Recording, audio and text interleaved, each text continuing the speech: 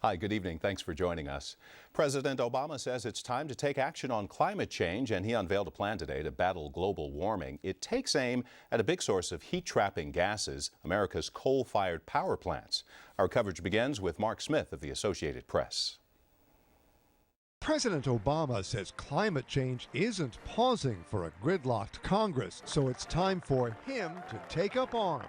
As a president, as a father, and as an American, I'm here to say we need to act.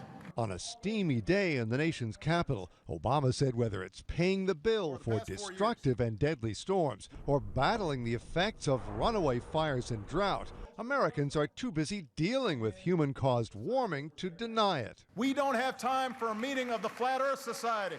At the heart of his plan, coal-fired power plants. For the first time, Obama aims to cap how much heat-trapping gas they produce. Astonishingly, we don't have federal rules right now to limit that pollution. Power plants are free to pump as much of this into the air as they want. Obama's also opening more federal lands to wind and solar power and setting new efficiency standards for appliances and federal buildings. Mostly environmentalists welcomed the plan, though some grumbled it should have come sooner. And meantime, critics in Congress say those power plant rules are but the latest front in Obama's war on coal. He may as well call his plan what it is, a plan to ship jobs overseas.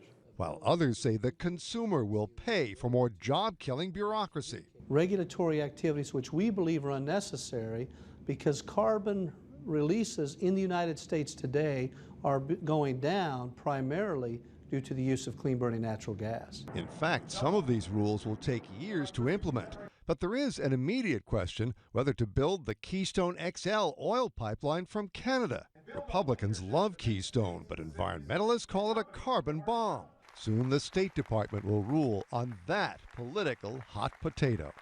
Mark Smith, The Associated Press, the White House. San Diego environmentalists are welcoming the president's action plan. KPBS reporter Susan Murphy has that part of the story.